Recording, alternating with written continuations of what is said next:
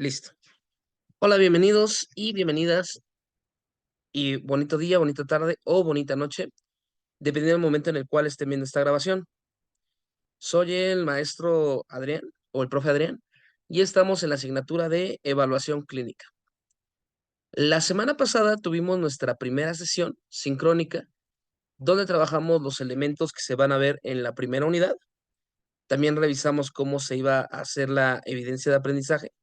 En este caso solamente es un foro de retroalimentación. Y vimos algunos elementos extra.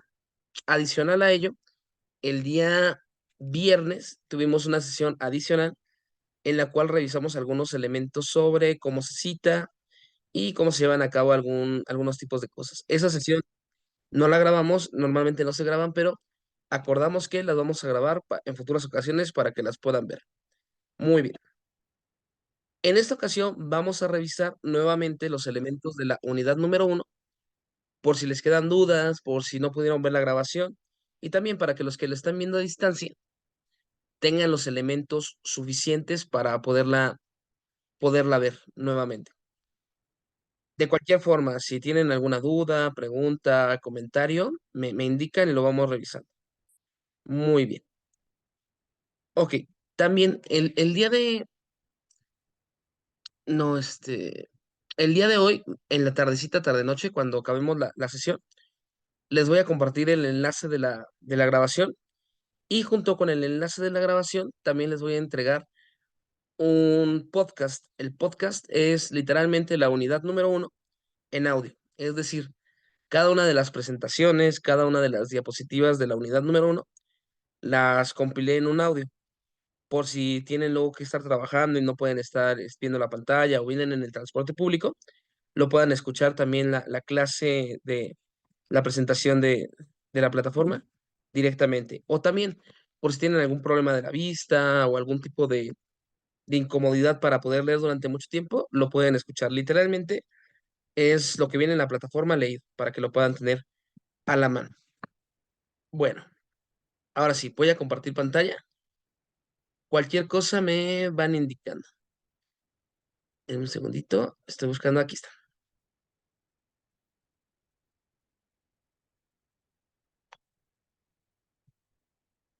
¿Me pueden avisar cuando se esté compartiendo, por favor?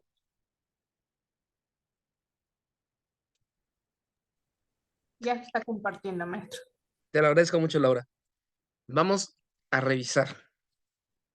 Por cierto, todavía me falta de calificar a muchos de ustedes sus aportaciones del foro de retroalimentación. Hoy va a quedar, entre hoy y hoy en la madrugada va a quedar.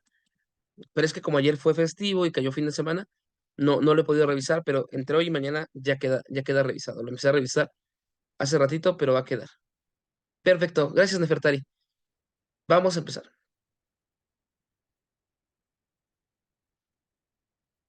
Muy bien. Nuestra asignatura se llama evaluación clínica. Y dentro de este aspecto vamos a revisar los elementos que se tienen que considerar al momento de llevar a cabo una evaluación. Esto es un paso muy, muy importante dentro de su formación como psicólogos, porque aquello que no se puede medir o aquello que no se puede evaluar, es muy difícil que se pueda mejorar o es muy difícil que se pueda llevar un seguimiento, porque si no tenemos como un control de si algo está mejorando, si sigue en la misma forma o si está teniendo algún problema, no vamos a poder avanzar o no vamos a poder como tener elementos que nos permitan saber si está funcionando o no están funcionando. En la asignatura de epistemología de la investigación en psicología, vieron el concepto de pseudociencia. ¿Alguien recordará lo que era una pseudociencia?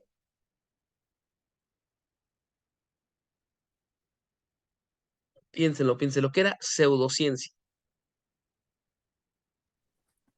Pues se refería como a las terapias alternativas, o sea, es toda, pues vaya la redundancia, alternativas que no están, no tienen como esa validez científica, ¿no? Esa rigurosidad científica, que no tienen un método científico que sea comprobable, ¿no? Perfecto, Laura, te lo agradezco mucho. Va por ahí. Una pseudociencia es una disciplina o es algún tipo de conocimiento que trata de asemejarse a la ciencia para tener su reconocimiento, pero que, como bien nos dice esta Laura, no pasan por un proceso de validación científico y por tanto no podemos determinar si es verdadero o falso. A mí me gusta poner como ejemplo de esto a los horóscopos. Yo soy Piscis, ¿no? Yo cumplo años en marzo, entonces soy Piscis. Entonces puedo leer en el periódico o puedo leer en una revista que los Piscis somos enojones, somos sensibles y nos gusta pelear por todo. Y yo puedo decir, ah, claro, eso me define a mí. Pero si al mismo tiempo otra persona que es Piscis no cuadran los mismos elementos porque somos muy diferentes, entonces ya no se están cumpliendo los parámetros, ya podemos hablar de una pseudociencia porque no nos permite medir o no nos permite como establecer elementos para poder hacer un diagnóstico. En comparación, la psicología, al momento de hacer los test, las pruebas y todo esto, considera que sí hay forma de evaluar y estandarizar procesos. Y por tanto, sí hay forma de medir progresos, de medir este avance, entre otras cosas. Yo comprendo, al igual que ustedes, que toda persona es diferente. Todos somos diferentes. Sin embargo, dentro de esta diferencia hay ciertos patrones que se van repitiendo. Vamos a ver, un, un menor de edad, un menor de edad, más o menos como a partir de qué edad empieza a tener control de esfínteres. O sea, ya no se orina ni defeca de forma involuntaria, sino ya empieza a tener control sobre su cuerpo. Más o menos como a qué edad.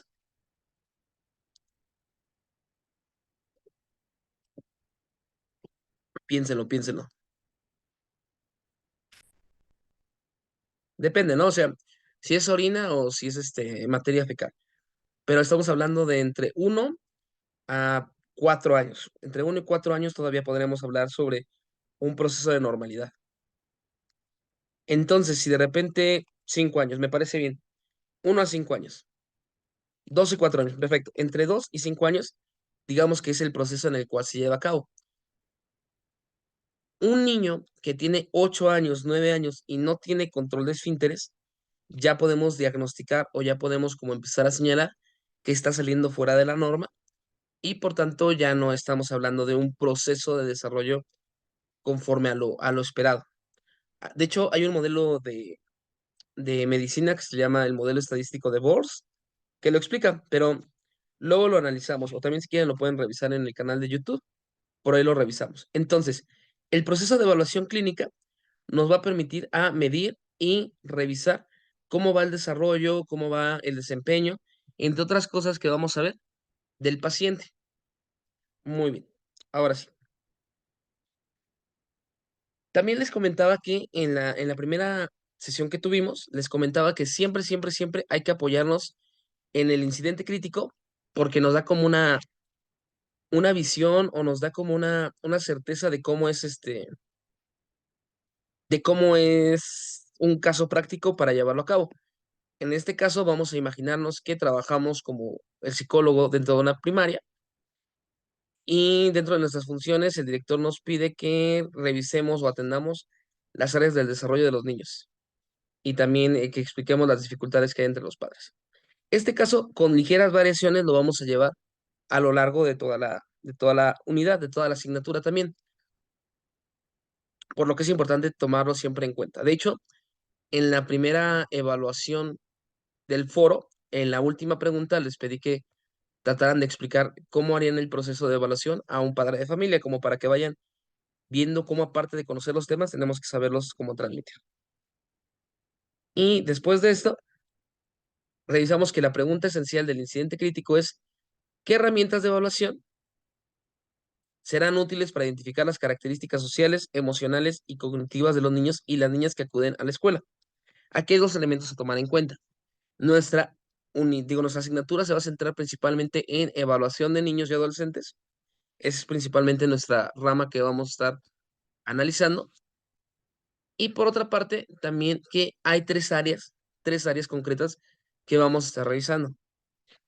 Por una parte tenemos el área emocional, por otra tenemos el área cognitiva y por otra tenemos el área social. Para cada una de ellas existen pruebas diferentes que nos pueden ayudar a analizar el desarrollo que tienen en cada una. Las vamos a ir revisando. Y también hay algunas que se complementan, que van como integrándose mutuamente para saber cómo va el niño o el adolescente en estos aspectos. Pero eso lo iremos trabajando más o menos a partir de la unidad 2. Muy bien. Bienvenidos a los que acaban de llegar. Bueno, ahora, antes de avanzar con el tema de los conceptos relacionados, ¿alguien tiene alguna duda o pregunta hasta aquí?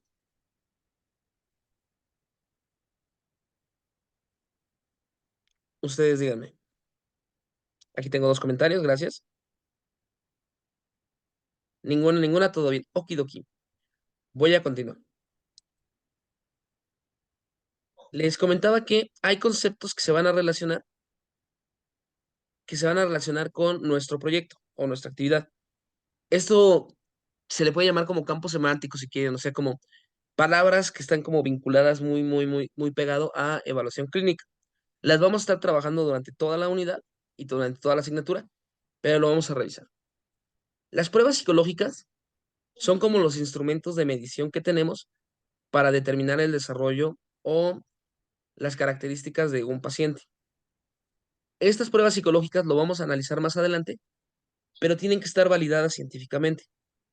Y por validadas científicamente me refiero a que tienen que haber pasado por un proceso de prueba, de validación, de constatación y de aceptación por el gremio. No pueden tomar cualquier test de internet y aplicarlo. Tiene que tener ciertas características. Hay ciertas pruebas que son aceptadas por la Asociación de Psicólogos, hay otras que no. Y también depende mucho de el tipo de teoría o el tipo de propuesta con la cual estén trabajando. Hay ciertas pruebas, por ejemplo, las pruebas de Rorschach, que la teoría conductivo-conductual no acepta, y hay otras pruebas que son aceptadas por la teoría cognitivo-conductual, pero no son aceptadas por la teoría psicoanalítica. Pero en general se comparten muchas de estas pruebas. Muy bien.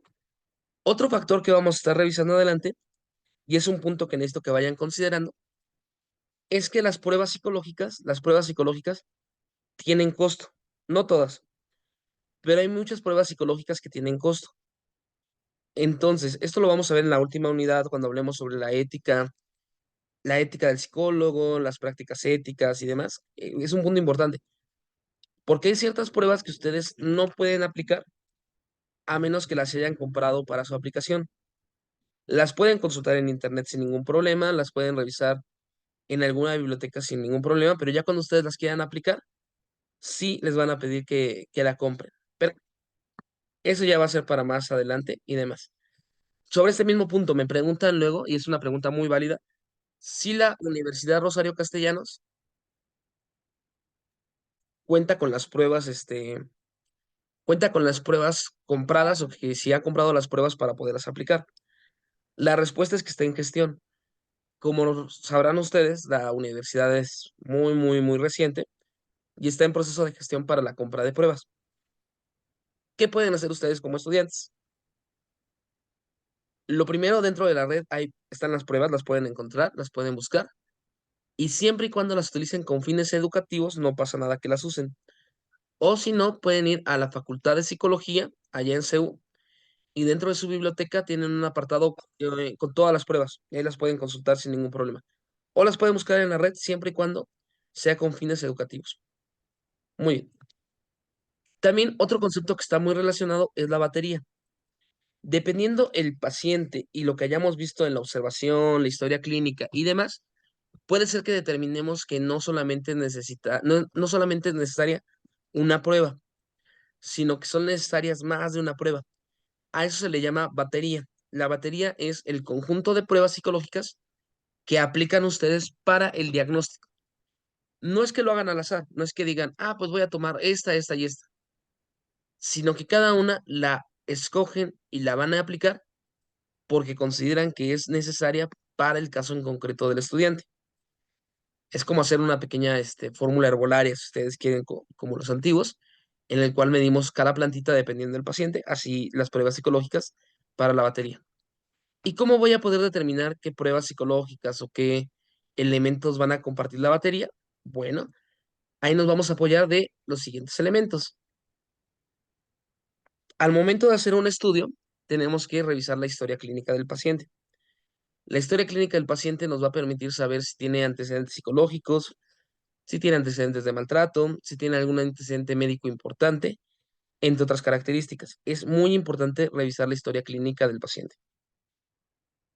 Si ustedes llegan a trabajar en el sector público, puede ser que tengan que atender un paciente tras otro paciente tras otro paciente, o en una escuela que tengan que atender uno tras otro, por lo cual la historia clínica tiene que estar muy sintetizada y de fácil acceso para que en unos 5 minutos, 8 minutos la puedan revisar.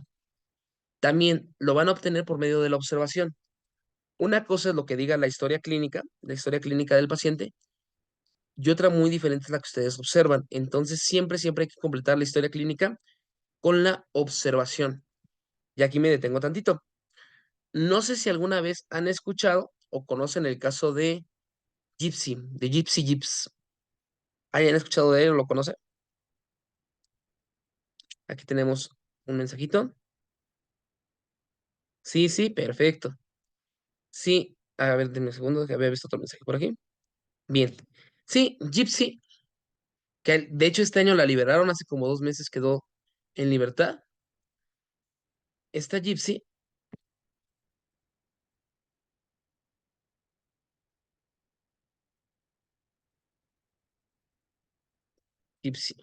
mm, aquí está, Gypsy Rose. Te escucho, Zulenka. Ah, ok, ok. Entonces les comentaba, esta Gypsy que tenemos por aquí, hay una muy buena película y una excelente serie que trata sobre su vida. Es una paciente que tristemente sufrió de un conflicto psicológico de su madre que se llama Munchausen por cuidado. ¿Alguno de ustedes sabe bueno, o recuerda lo que es el Munchausen por cuidado?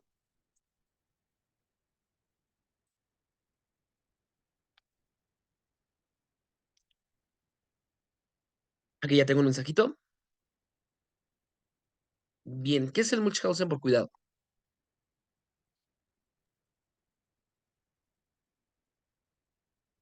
No se preocupen. Bueno, ¿sí se Ah, escucha? sí, sí, adelante, adelante. Ahí No hay está. problema. Bueno, yo lo que recuerdo, porque he visto videos sobre este caso, es de cuando el cuidador en este caso, que fue la mamá, es cuando, ay, ¿cómo dicen? Como que cuida, sobreprotege a su hija y además la enferma, como bueno, en el caso de aquí de la mamá de Didi Blancha, pues también era como para recibir cierta atención de que está haciendo un maravilloso trabajo, de que se sacrifica mucho por su hija y todo eso, y a su vez manipulan a la persona también para hacerla creer que de verdad necesita todo eso que le está haciendo el cuidador, porque en eso fue lo que le pasó a Gypsy en sus primeros años. Ella de verdad creía que sí estaba enferma por lo que su mamá le administraba y le explicaba y todo eso. Es así como lo que más o menos recuerdo que va así el síndrome de Munchausen por poderes. Perfecto, Nefertari. Muchas gracias. Sí, va totalmente por ahí. Es un conflicto en el cual el cuidador cuida y enferma al paciente para obtener atención, para obtener el reconocimiento de ser una buena persona cuidando, y efectivamente hace que que la propia víctima llegue a creer que en realidad está enferma, y muchas veces en realidad no enferma, como puede ser dándole medicamentos o haciendo ciertas opciones para que siga enferma. Pero ¿por qué lo estamos viendo aquí en evaluación clínica? Ah, bueno, porque dentro de la historia, muchos doctores cuando veían a Gypsy, le recetaban medicamento o le recetaban elementos para su tratamiento, apoyados en la historia clínica que les daba la mamá. La mamá obtuvo la historia clínica debido a que hubo un huracán muy fuerte en Estados Unidos, y tuvieron que reescribir la historia clínica, pero no había pruebas. Entonces, todo lo que le recetaban y todo lo que le hacían a esta Gypsy no tenía ningún sustento real, nada más era lo que decía un papel. Entonces, por eso también es importante la observación de ustedes mismos, porque una cosa es lo que diga la historia clínica, pero ustedes la tienen que estar cotejando continuamente con su propia experiencia y su propia observación, para que tengan cuidado por ahí. Ahora, dentro de la evaluación clínica también tenemos que obtener un tratamiento.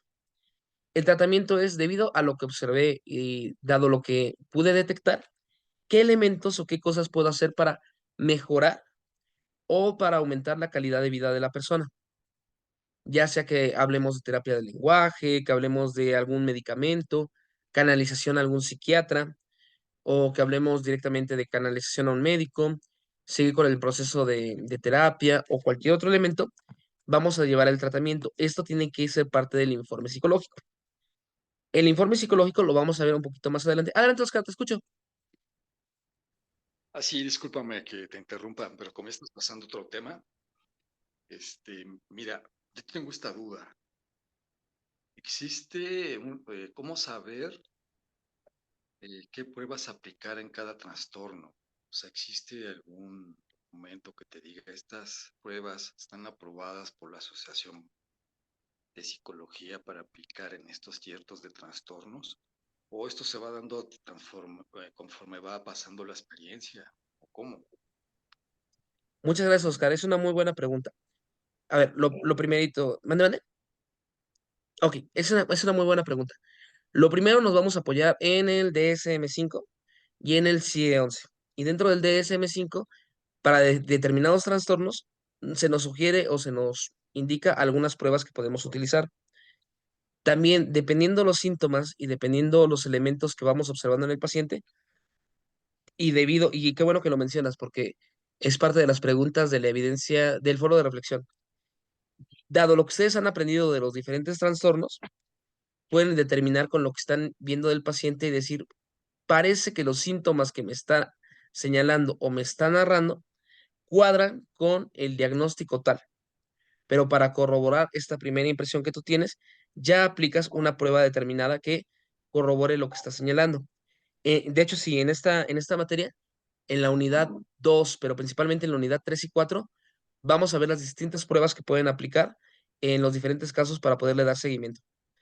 Pero sí, hay como, te puedes guiar en el DSM-5 y en la descripción que tenemos de las diferentes enfermedades o los diferentes padecimientos para aplicar las pruebas. Ok, muchas gracias. Oye, aprovechando, ¿el CIE 11 también trae, o recomienda algunas pruebas o eso es muy independiente? No, el CIE-11 es más general y te indica como todos los trastornos médicos que hay, pero el que sí te puede recomendar es el DSM-5. El CIE-11 es más como ¿cómo se llama? Como taxonómico, como más explicativo de las enfermedades, no profundiza tanto. Ah, ok, muchas gracias. Gracias a ti, Oscar. Bueno, entonces les comentaba, muy buena pregunta, ¿eh? Y ya, el informe psicológico va a tener todos los elementos que ustedes observaron, la historia clínica, los pasos y demás. Tienen que tomar en cuenta que el informe psicológico a quién va dirigido.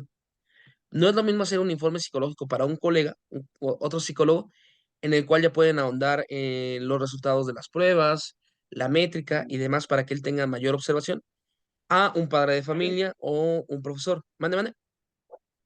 Ok.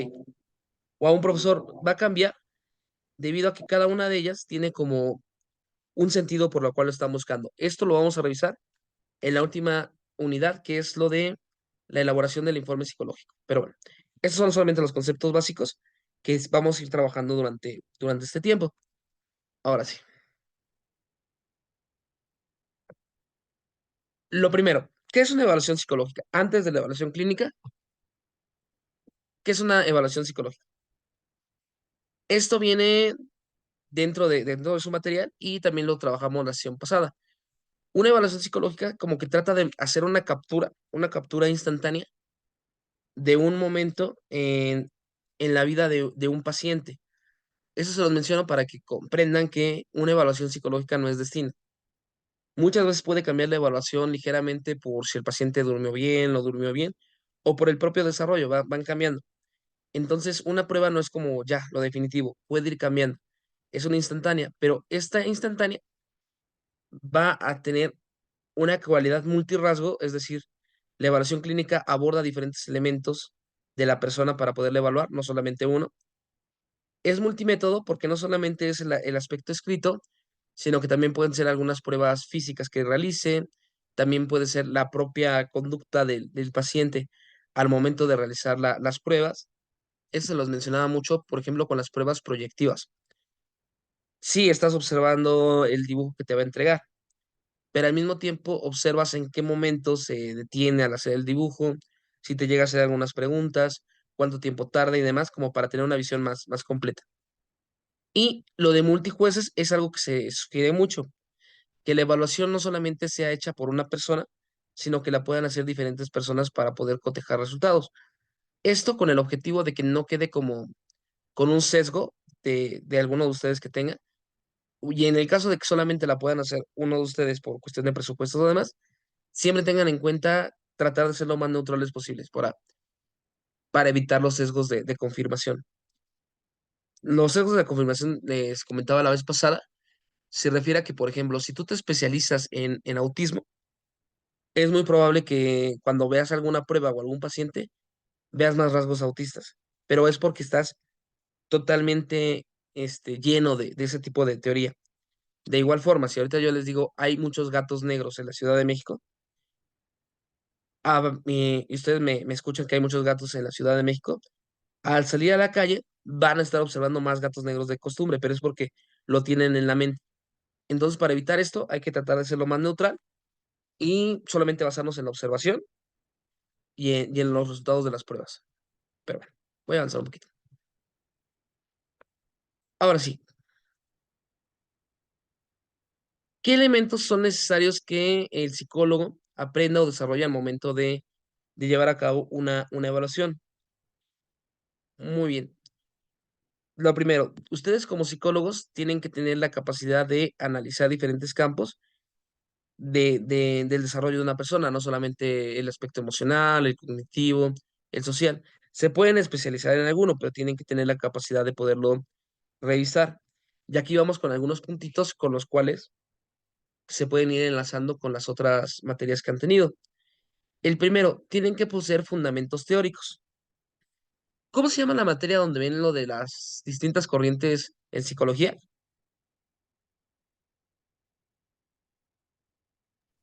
Sí llevan una materia sobre eso, ¿no? Escuelas Sobre eso, psicológicas, eso, ¿no? eso, escuelas psicológicas. Muy bien, escuelas y tradiciones, perfecto. Muy bien. Esa materia les sirve para que vayan viendo cuáles son los fundamentos teóricos de las distintas teorías. Y como, por ejemplo, para los conductistas, la mente no existe. La mente es un elemento metafísico y lo que tenemos es las conductas observables.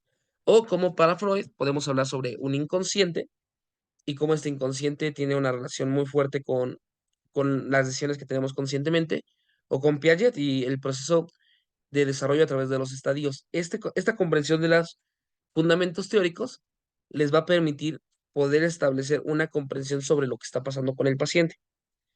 Eso también les va a ayudar con las metodologías. Hasta el momento ya llevaron metodología cuantitativa y metodología cualitativa.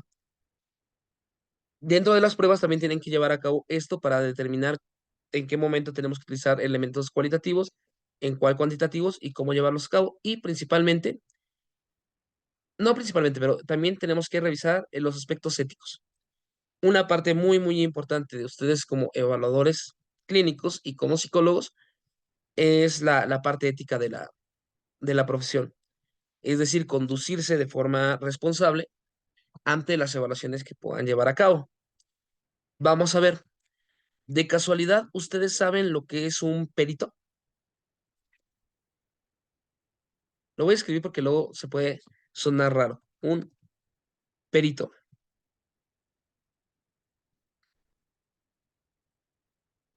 ¿Le suena o no le suena? Ok. En ¿Puede el, ser alguien que dictamina algo? ¿cómo? Alguien que dictamina algo. Perfecto, perfecto, muy bien, Diana. Sí, los peritos literalmente son expertos en alguna temática y normalmente en derecho se utilizan para dictaminar algo. Hay peritos de todo, hay peritos forenses, hay peritos balísticos, y también hay peritos psicológicos. Entonces, parte de la ética es que si a ustedes les piden hacer una evaluación sobre un paciente o un imputado, o sea, una persona dada a juicio, que sean honestos y que digan las cosas como ustedes las vieron, sin importar si coinciden o no coinciden con su postura, que sean lo más honestos posibles. ¿Ok? Y luego les pueden pasar cosas bien interesantes. Les cuento rápido un caso de Estados Unidos. Sinceramente lo estoy sacando de una serie, pero puede funcionar. Un psicólogo es llevado como un perito a un juicio. El juicio trata sobre una persona que tiene armas en su casa, tiene muchas armas. Recordemos que en Estados Unidos, al igual que en México, es legal la posesión de armas dentro de un domicilio. Pero el psicólogo que va a evaluar al paciente para ver si está sano, bueno, que si posee la capacidad de tener armas o no en su casa, es una persona antiarmas. A él no le gustan las armas. Pero a pesar de eso, debido a la evaluación que le hace, el seguimiento que da, se da cuenta que es una persona en sus facultades al 100% y que por tanto no puede negarle un juicio positivo para la posesión de armas. Entonces, aunque no coincida o aunque no cuadre con tu propia postura, tenemos que llevarlo a cabo de esa forma. Siempre llevándolo a cabo con ética, sin importar. Bueno, aquí me espero tantito. ¿Tienen alguna duda o alguna pregunta?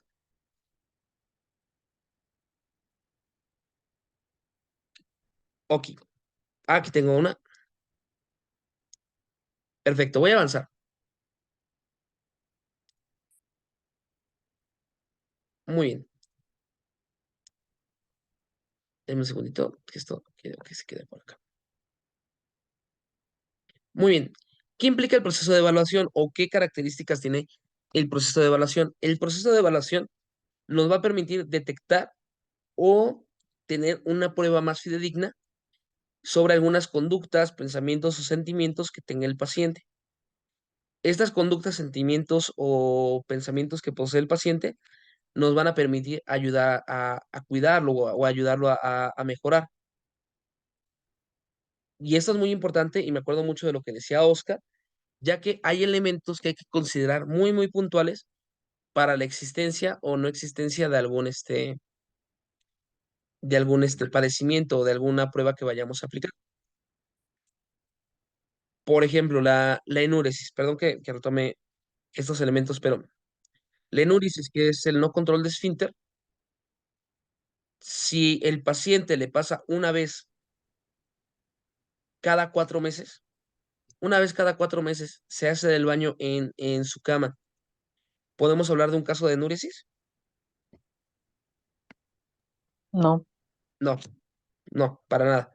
¿Por qué? Porque el DSM-5 nos estipula que, gracias, el DSM-5 nos estipula que hay que tener cierta regularidad más frecuente de 3 semanas para poder establecer este tipo de elementos. Entonces, detectar las conductas, pensamientos y sentimientos con una prueba o con una forma más concreta u objetiva nos va a permitir tener mayor control. Porque una cosa es lo que nos digan los padres de familia, los maestros, o lo que nosotros mismos intuyamos, pero una prueba o un elemento más regularizado nos va a permitir tener un control mayor. Se los pongo con otro ejemplo, es muy sencillito. Yo puedo poner agua en la estufa a calentar y la toco y digo, está muy caliente, pero eso es subjetivo, porque puede llegar otra persona y tocar el agua y decir, no, esto está tibio. En cambio, si yo meto un termómetro, que ya es un elemento neutro en el cual puedo revisar los datos precisos, ya puedo decir, el agua está a 85 grados centígrados. Ya no depende de mi observación subjetiva, sino de parámetros más delimitados, en este caso, los de las pruebas. Y por eso, en el segundo punto, hay que señalar que para el desarrollo de las pruebas se necesita que haya objetividad y parámetros determinados. Estos son los instrumentos psicológicos. Muchos de los instrumentos psicológicos que vamos a ver, hay estudios que los corroboran, hay estudios que demuestran que son válidos y que los ponen a prueba. Si ustedes recuerdan su materia de evaluación clínica, no. Si ustedes recuerdan su materia de epistemología, hay un autor que se llama Popper, y Popper decía que todas las teorías científicas se tienen que ir como falseando, o sea, se tienen que poner como a prueba. Como Jimmy de pongámoslo a prueba, así, pero con las pruebas. Entonces tiene que ir revisando y revisando y revisando para demostrar que sigan siendo válidas. Esto mismo lo vamos a hacer nosotros con las pruebas que tenemos. Cada año hay científicos, hay psicólogos que están retando las pruebas que estamos haciendo y actualizándolas para asegurarse que sigan siendo vigentes. Por eso podemos tener mayor certeza, a diferencia de, por ejemplo, un test de una revista o un test de Facebook que nunca se ha probado o se ha probado nada más 2 veces. Muy bien.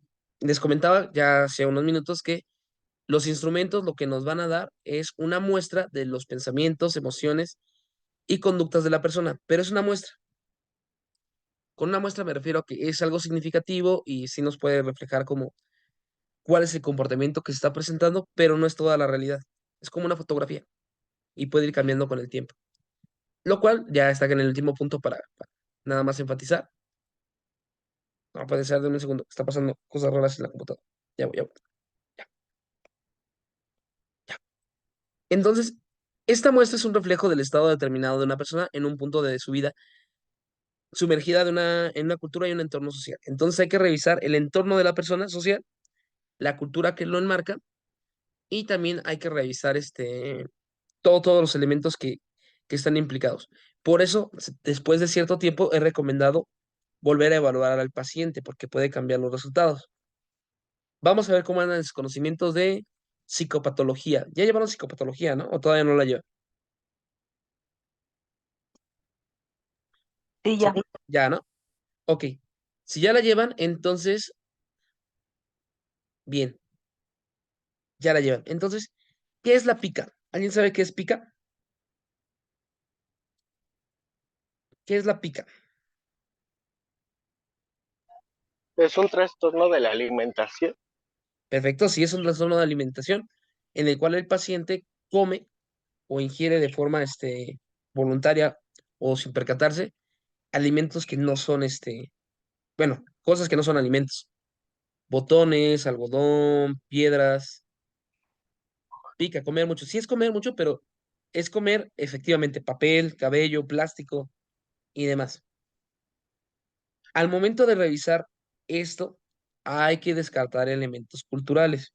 Es decir, si estoy especulando, pero si en el momento de hacer la entrevista con el paciente nos percatamos que dentro de su religión hay un aspecto que le pide comer 5 botones cada mes, ¿estamos frente a un caso de pica o no? Ujú. Está raro, ¿no? Pero la respuesta, como bien nos dice Antonio, sería no, porque entonces no es que lo haga, déjame un segundo, está apareciendo un cuadro bien raro. A ver si lo. ¿Quién sabe qué es ese cuadro? Voy a dejar de compartir tantito, sigo con ustedes. Nada más quiero ver qué es esto. On from where to you. Ok, no sé qué es eso. Ya, voy a continuar. Ah, tengo una mano levantada. Adelante. Dime, Liliana. No, profe, es que, bueno, no sé si es respecto a lo que dice de la grabación, Ajá. aparece una estrellita y dice el resumen de la reunión está activado. Ah, ok, gracias, Liliana. Todo bien, todo bien. Nada más es como para que al final nos aparezca el resumen de la grabación, pero sí se sigue grabando. Gracias, Liliana. Eso ya lo explica. Te lo agradezco mucho. Sí, de nada. Bueno, les comentaba, entonces no hay pica porque hay una justificante cultural. Entonces, por eso les mencionaba aquí que hay que revisar que la cultura no influye, ni el entorno social. Puede ser que en realidad el entorno social o la educación social le indique que hay ciertas cosas que son normales o que son aceptadas y que las lleve a cabo. ¿Ok? Vamos a ver. Una persona en su trabajo, en una taza, cuando siente reflujo, vomita en la taza y la pone a un lado. Cuando se le interroga a esta persona por qué hace esa cosa, él dice que es normal, que todos en su familia lo hacen. ¿Qué es lo que pasaba? Que esa familia tenía un problema de reflujo y de gastritis muy fuerte, y para ellos de verdad se les hacía correcto vomitar en una taza. Aquí no hablamos de un trastorno porque es una conducta social heredada. No es que lo haya empezado a hacer sin fundamento, sino que hay un fundamento para hacerlo. Estos elementos, tanto culturales como del entorno social, los vamos a determinar o los vamos a encontrar por medio de la entrevista y por medio de la observación. Entonces, nada más hay que como separar estos aspectos que puedan influenciar. Muy bien. Voy a avanzar un poquito. Ok. También hay que entender que toda evaluación que se realiza, no surge de la nada. O sea, no es que un día los padres de familia o el profesor o el DIF o cualquier cosa digan, voy a hacerle una prueba psicológica.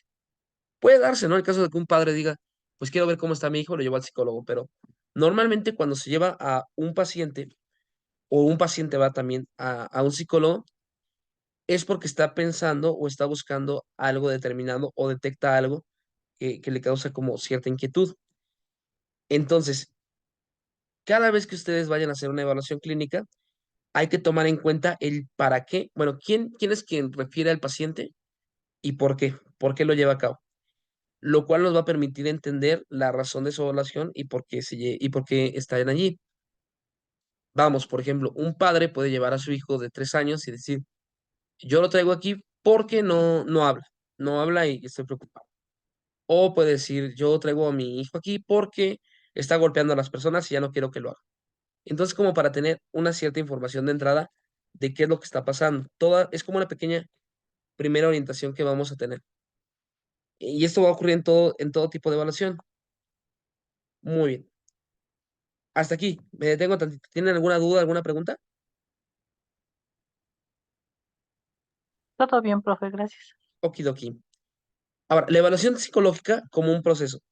Aquí me gustaría resaltar que leyendo sus aportaciones en el foro, veo que sí están retomando a Sattler, otros están retomando a Paz Guerra y otros están retomando a González. Está muy bien. Son diferentes autores, me parece perfecto, y podemos hacer como un match entre todos ellos. Nada más, lo primero que hay que recordar, y por eso les pongo por aquí un pastelito, es que un proceso son los pasos a seguir para llevar a cabo algo. Por ejemplo, al momento de hacer un pastel, lleva un proceso. Primero echamos la harina, luego echamos la leche, los huevos, etc. Y también un proceso legal. Primero tenemos que levantar la denuncia, bueno, ir al MP, levantar la denuncia, etc.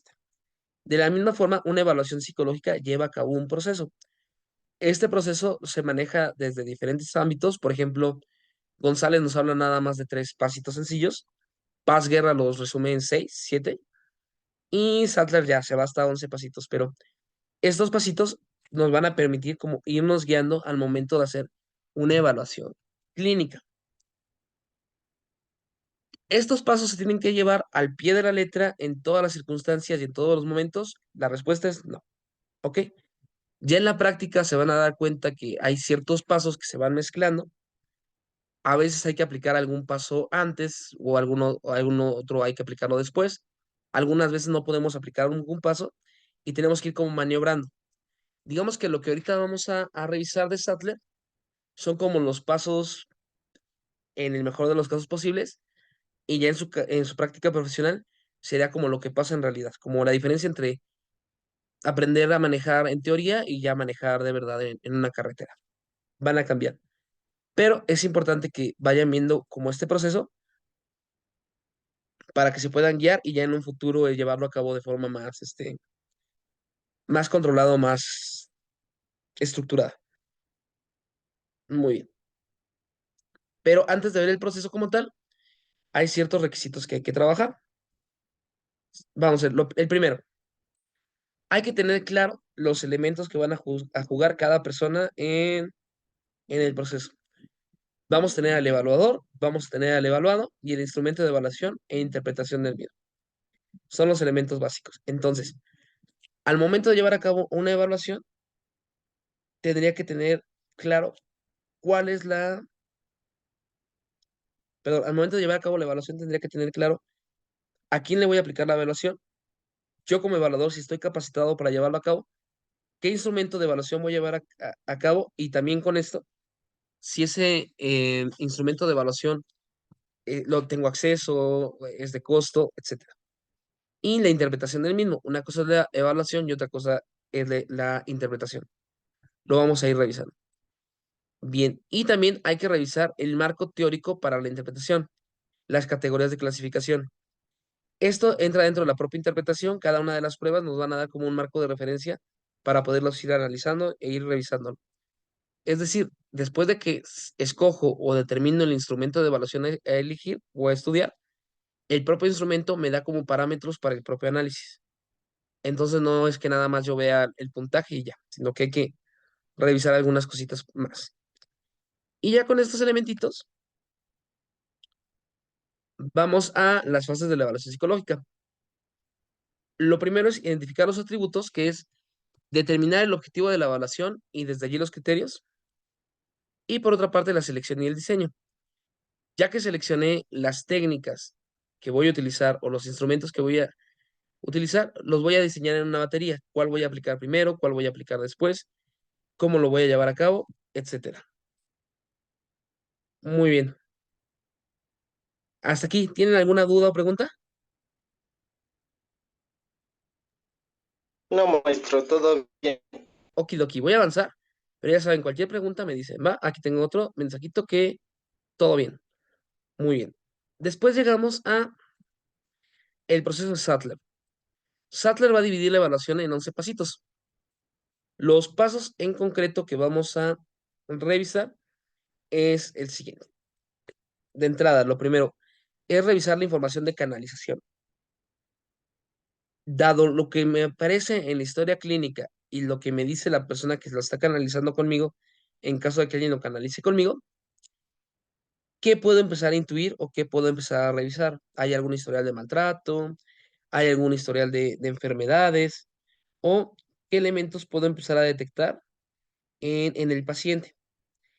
Aquí es cuando les empiezo a decir que puede variar un poco ya en el caso real. Por ejemplo, ¿en qué casos no podría contar con información de canalización? ¿En qué casos piensen no contaría con información de canalización?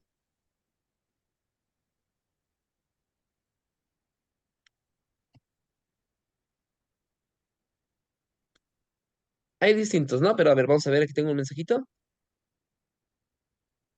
Efectivamente, cuando el cliente acude con nosotros por primera vez, cuando no ha ido con otro especialista, perfecto. Cuando no ha ido con otro especialista o ustedes son el primer contacto, les va a tocar hacer el historial clínico a ustedes o a sus asistentes. Va por ahí. También, déjenme ver otro mensajito. Efectivamente, cuando somos el primer contacto. También en casos de migración, una persona migrante no va a tener sus papeles actualizados y puede ser que nos toque hacer la evaluación clínica, digo, la historia clínica desde un principio. En un desastre natural tampoco lo vamos a poder tener. Un niño rescatado de las calles tampoco lo va a tener. Entonces, son como ciertos elementos que hay que considerar de que si no lo poseemos vamos a tener que construirlo. Muy bien. Después, el punto 2 es decidir si acepto la canalización. Y aquí nuevamente vuelve a jugar un papel muy importante, la ética. La ética implica que si yo me siento capacitado o me siento con la suficiente información para poder llevar a cabo el proceso de evaluación. Ustedes están en formación como psicólogos, puede ser que se especialicen como psicólogos clínicos y dentro de esta especialización puede ser que haya una subespecialización y que ustedes digan, híjole, yo no puedo trabajar tal trastorno o yo no puedo trabajar tal elemento, mejor lo voy a canalizar a alguna otra parte o con algún otro especialista. Voy a ponerles un ejemplo con esto. Supongamos que un niño no habla, tiene 3 años y el niño no habla para nada. ¿A qué se puede deber que no hable un niño de 3 años, pero para nada, que no diga ni una palabra? Trastorno del lenguaje. Perfecto, podría tener un trastorno del lenguaje. ¿Qué más?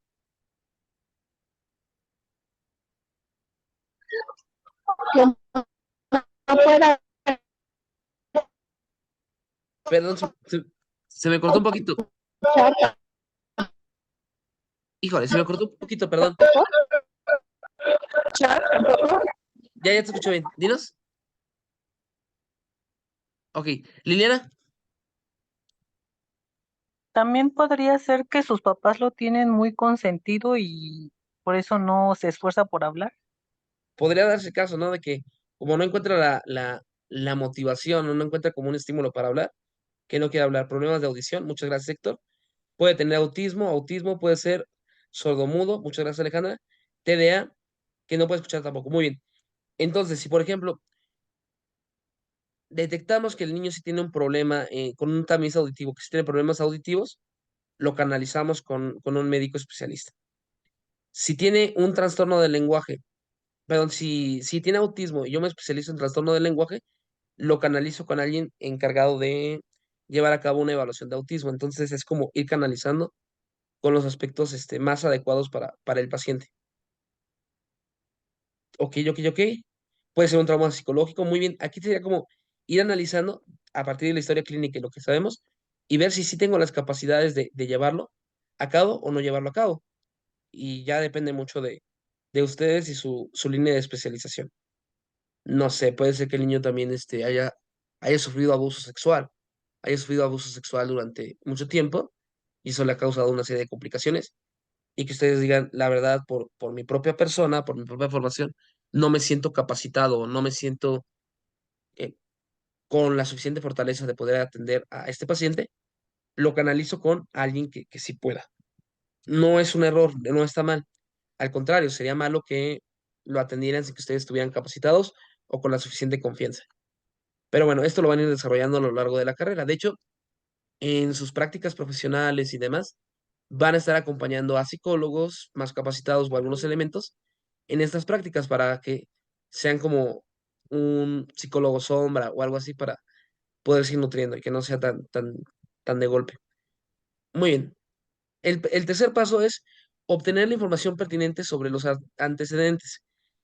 Aparte de la historia clínica, aquí lo podemos obtener por medio de entrevista a padres, a profesores.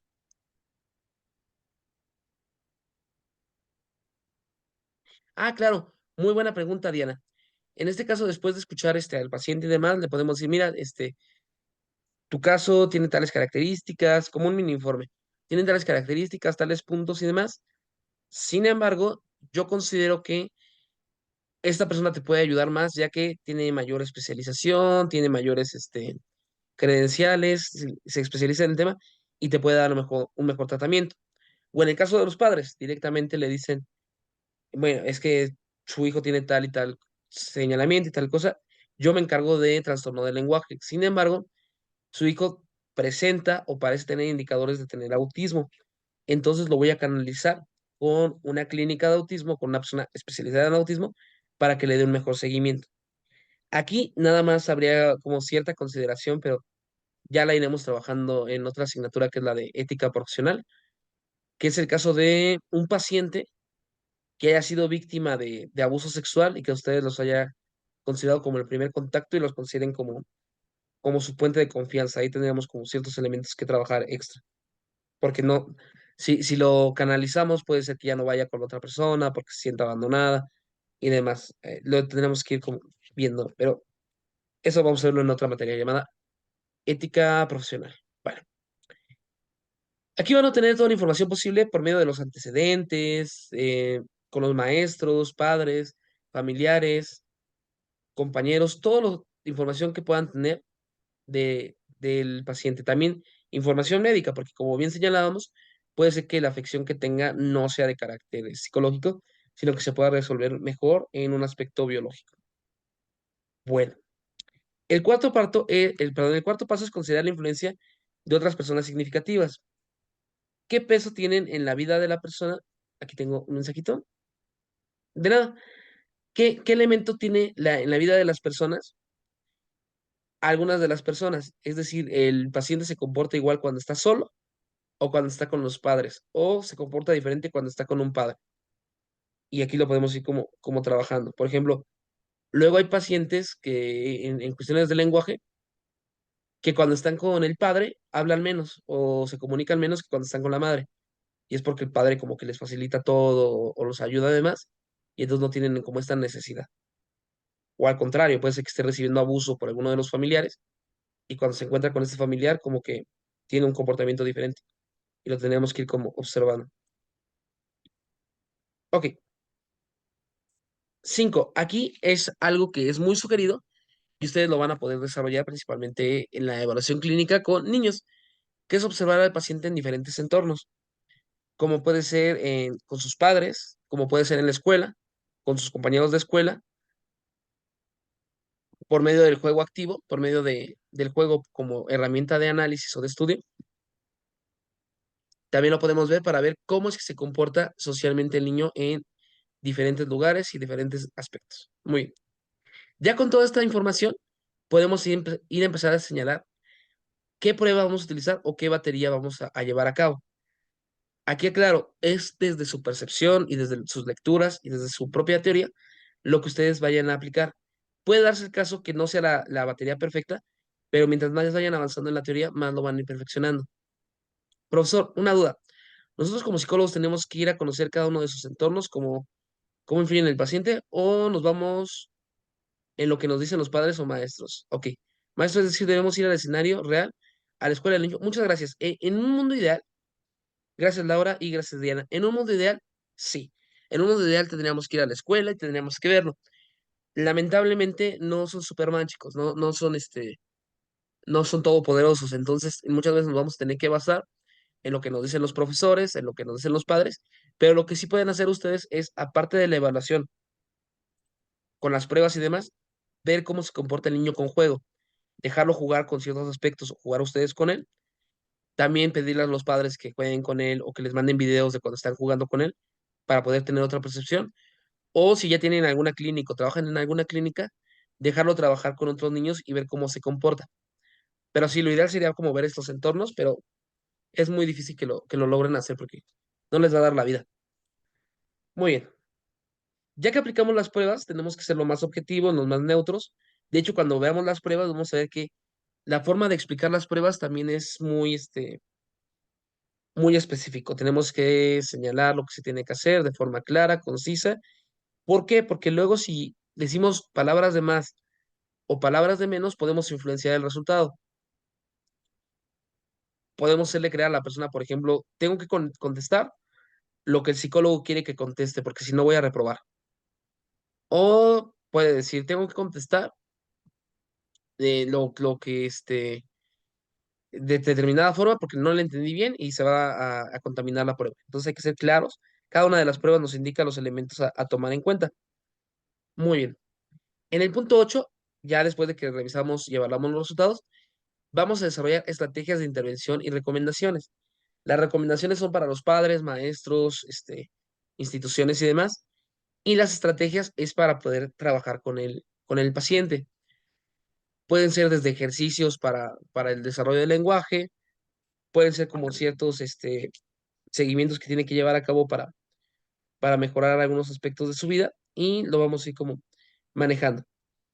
Y aquí lo importante o lo interesante es que para podernos asegurar que esto se está llevando a cabo de forma adecuada o de una forma correcta, vamos a hacer tres cositas. La primera es escribir el informe, porque en el informe ya le vamos a dar como nuevos elementos para el siguiente evaluador y también porque el informe lo pueden utilizar los padres para diferentes cosas y también los adultos, ¿no? Pero, por ejemplo, un informe psicológico le va a permitir a un padre de familia llevar a su hijo a una clínica especializada sin la cual no tendría acceso o pedir algunos tratos especiales o diferenciados en alguna escuela o inclusive pedir algún apoyo de gobierno por cierta condición que tiene el paciente.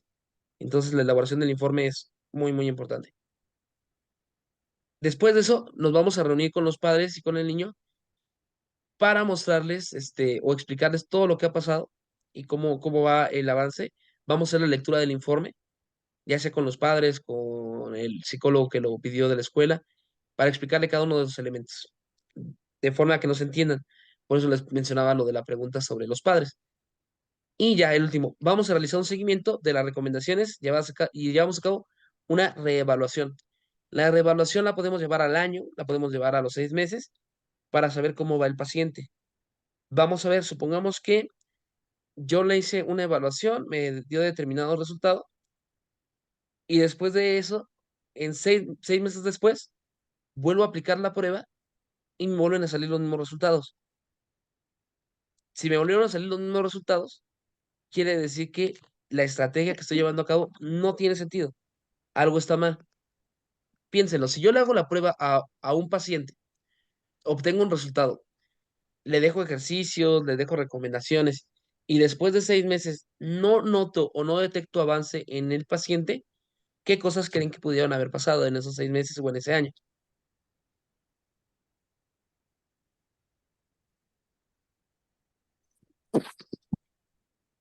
Que no realizaran las actividades correspondientes. Muy bien, perfecto. La primera, que no realizaron las actividades correspondientes y por tanto no hicieron los ejercicios, no llevaron a cabo nada de eso y por eso se obtuvo el mismo resultado. Efectivamente, no siguió el tratamiento, no hay una revisión. Muy bien. Entonces, sí, es la primera, no se llevaron a cabo. Eso lo podemos ya detectar con la entrevista, ¿eh? Preguntarle si hicieron los ejercicios, si hicieron, y lo podemos detectar. Dinos, Eva, te escucho. Que su entorno permaneció de la misma manera, por eso no lo cambié. ¿Cómo, Eva? Que su entorno permaneció de la misma manera. Efectivamente, si su entorno permaneció de la misma manera y no hubo ningún cambio en su entorno, puede ser que haya aplicado lo mismo. Y ahí vamos con la otra cosa. Muchas gracias, Diana. La otra cosa es que, y también Liliana, muchas gracias a las dos. Puede ser que la prueba que se aplicó no fue la adecuada, o los resultados que se analizaron no fueron los correctos, o que las recomendaciones no fueron las idóneas. En cuyo caso, después de una segunda reevaluación, podemos volver a hacer un estudio, revisar los resultados y canalizar de forma diferente. O en caso de que ya vea que no está funcionando, buscar una segunda opinión con otro especialista para ver qué es lo que está pasando. Pero muy bien. Aquí me detengo tantito. ¿Tienen alguna duda o pregunta?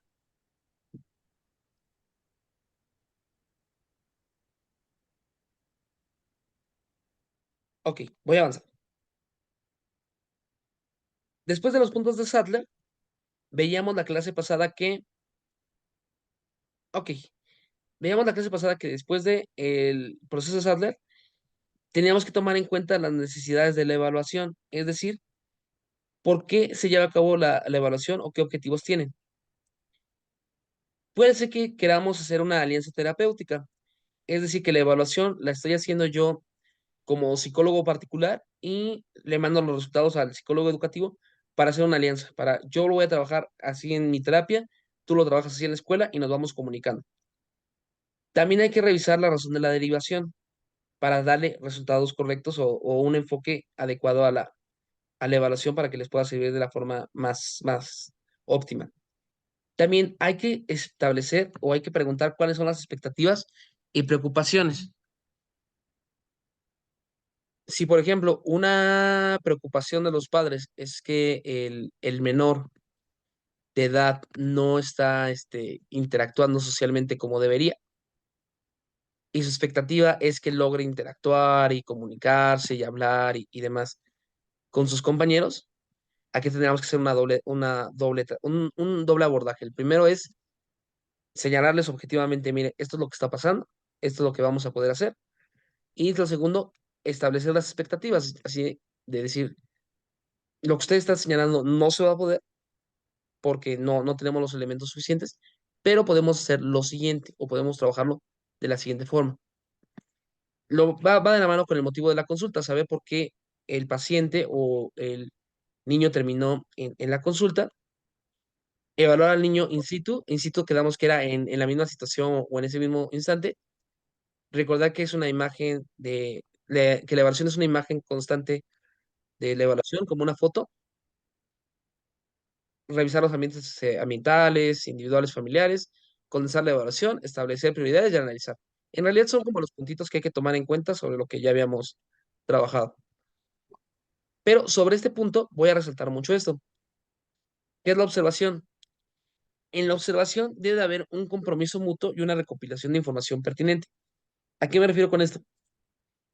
Al momento de llevar a cabo la observación, tengo que ser lo más neutro posible, pero al mismo tiempo tengo que pedirle a los padres, a los cuidadores, a los evaluadores que sean lo más honestos posibles. Hay ciertas pruebas en las cuales se le pide hacer una entrevista a los padres de familia y se les pide información.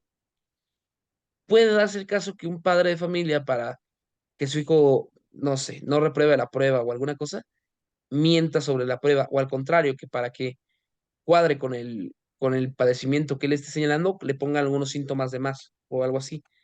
Entonces aquí sí hay que dejar claro que hay que tener una observación de nuestra parte lo más neutra posible, generar un compromiso mutuo con el paciente y con todos los involucrados de vamos a ser lo más objetivos y neutros, y con esto vamos a recopilar la información pertinente. para que de esta manera tengamos como una imagen más clara. Porque si no, puede ser que, vamos, si estamos falseando datos, pues no nos va a dar como el resultado adecuado o el mejor resultado. Sobre este punto, las entrevistas que pueden llevar a cabo para obtener esta información, teníamos tres, que es la entrevista estructurado clínica, en la cual ya tenemos las preguntas, ya tenemos como un guión, un script, y las vamos desarrollando. De hecho, en una de las, evidencias de aprendizaje de la materia, van a ustedes a desarrollar una entrevista estructurada. De hecho, creo que es en la unidad 2. Van a desarrollar una entrevista estructurada con todos los elementos necesarios. También podemos tener una entrevista semiestructurada, en la cual sí damos apertura a ciertas preguntas, pero de esas preguntas nos vamos como profundizando más, lo hacemos como más libre. Y ya en la entrevista no estructurada, vamos como hablando con el paciente muy mayéuticamente, muy a la Sócrates, y vamos generando las respuestas necesarias. Cada una de ellas tiene sus ventajas, sus desventajas. Yo lo que les sugiero a ustedes, ahorita que están empezando, es que se apoyen mucho con las entrevistas estructuradas. ¿Por qué? Porque todavía no tienen la experiencia suficiente para poder andar navegando con preguntas generadas en el momento, y es mejor tener como un guión para que no se les olvide ninguno de los aspectos importantes. Y también ir recuperando la información de cada una de ellas en notas o demás para no perderlas. Muy bien. Hasta aquí, me detengo tantito. ¿Alguna duda o pregunta?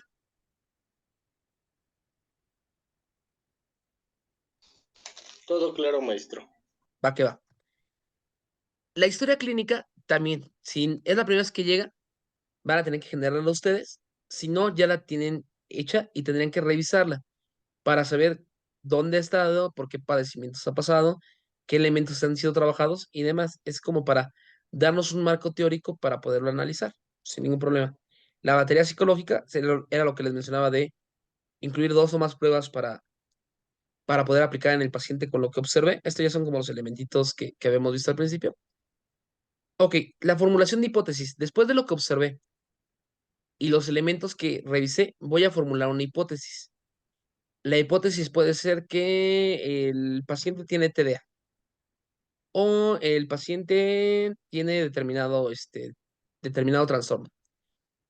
Ya que tengo la hipótesis, voy a hacer la prueba, voy a aplicar la prueba que yo considero más adecuada y dependiendo de los resultados, se valida la hipótesis que tenía o tendría que hacer otra prueba diferente. Esto es como para prueba y error, como en ciencia, porque es una ciencia. Bueno, y ya después, al momento de entregar el informe, hay que recordar cuál es el propósito del informe. Puede ser que el informe sea para canalizar al chico a alguna institución, como algún CAMP, o para canalizarlo en algún hospital, o para poder tomar cierto proceso, hay que poner los elementos necesarios. ¿A quién va dirigido? Puede ser que se los pidan para la escuela, para el paciente. Aquí tenemos que señalar los aspectos para quién va dirigido. Adelante, Oscar. No levanté la mano. Perdón, Oscar. Y el funcionamiento cognitivo, emocional y social del niño. Hay que señalar estos aspectos en el informe. Tranquilos, de hecho, prácticamente la evidencia de aprendizaje, no, perdón, la actividad integradora va a ser un informe, entonces lo vamos a ir trabajando toda la unidad. Muy bien. De hecho, las características del informe que van a tener que entregar ustedes al final son estos puntitos, que es ficha de identificación, nombre, edad, sexo, características y demás, lugar de residencia y demás. Motivo de la consulta. El paciente se canalizó debido a, bla, bla, bla. Observaciones de la conducta del niño y familiares durante las sesiones de evaluación. A lo largo de las sesiones se detectó que los padres pelean demasiado o los padres son muy aprensivos o no ponen límites y demás. Instrumentos de evaluación. Después de la observación, la historia clínica, se decidió utilizar tal y tal instrumento. Aquí importante, al momento de hacer un informe y poner la evaluación, tienen que asegurarse que la evaluación sea o gratuita o tengan los derechos de utilizarla, si no se pueden meter en problemas legales. Pero eso lo vemos cuando veamos los aspectos éticos. Que está muy mal, ¿no? Yo considero que todas las pruebas tendrían que ser gratuitas, pero vivimos en un mundo muy capitalista. Los resultados de las pruebas psicométricas colocamos los resultados para que puedan ser analizados de forma directa. Si es un psicólogo, ponemos los resultados o colocamos la interpretación si es para padres de familia. Resultado de las pruebas proyectivas y conclusiones o impresión diagnóstica. Esto es lo que yo estoy observando, lo que yo considero y las recomendaciones generales. Se solicita dar seguimiento, se considera determinados elementos y demás. Dinos, Diana, te escucho.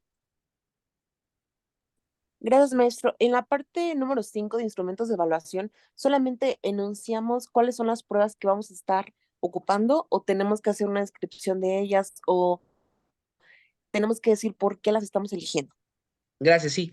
Tenemos que poner la prueba que estamos utilizando, especificando, es que luego hay pruebas que tienen como ciertas pequeñas diferencias por edad, especificando cuál y la razón por la cual se eligió, nada más.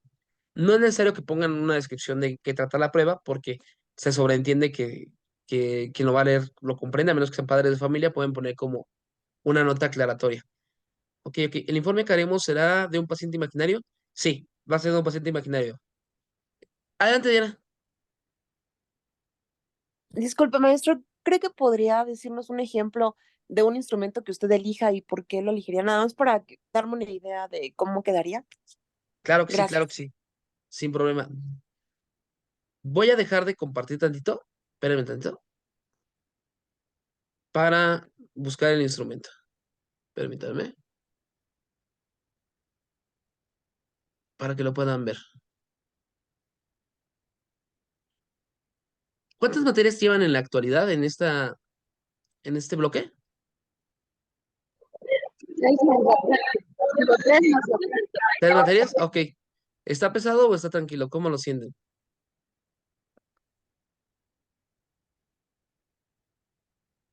Además de la estancia laboral. Ah, sí, es cierto. Ya están con las estancias, ¿verdad? Ok, ok, ok. Ok, esa parte sí está un poquito más pesadita. Muy bien, muy bien, muy bien. Voy, Deme un segundito. Estoy buscando la prueba para que la puedan ver. Bueno, vamos a utilizar dos. Primero les voy a poner una prueba que esté en plataforma y que ustedes van a poder consultar. Y luego vamos a ver otro que se llama Pata Negra, que no está en plataforma, pero que nosotros vamos a revisar en algún momento de la asignatura. ¿Por qué? Porque Pata Negra me gusta mucho. No está por aquí, pero sí, sí está bastante interesante si les gusta el área del psicoanálisis y las pruebas proyectivas y todo esto. Muy bien. Bien, empiezo, les comparto pantalla. A ver.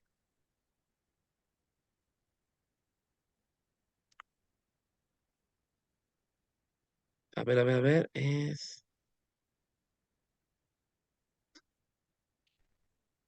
Muy bien, ¿ya está compartiendo pantalla o todavía no, chicos? Sí, ya se ve. Ya sé.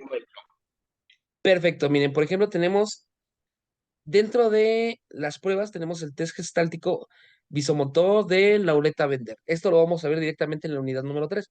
Estoy como adelantándoles material que ustedes pueden ver. Muy bien, ¿qué es lo que vamos a evaluar con este tipo de pruebas?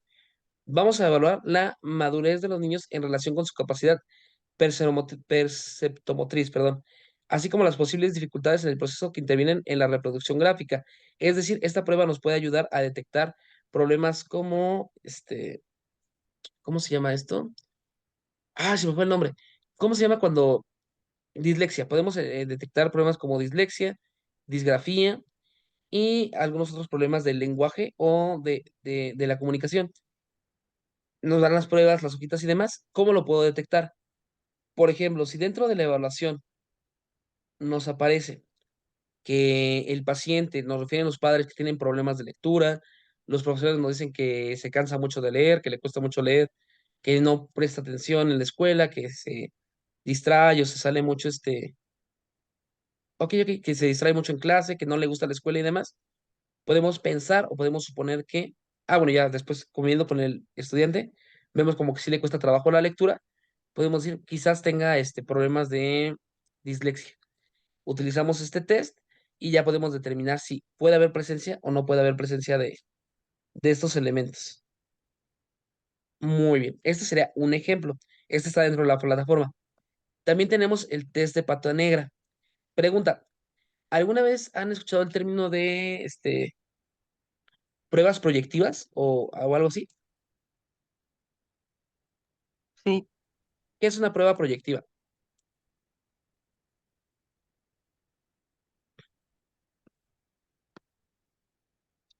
Muy bien, muy bien. Lo vamos a ir trabajando. Miren, las pruebas proyectivas nos permiten obtener información del paciente, pero por medio de lo que él nos va refiriendo con algunos elementos que le damos. Entonces, el elemento en sí no es tan trascendente, sino la explicación que da de ello. Por ejemplo, a través de dibujos, imágenes y demás.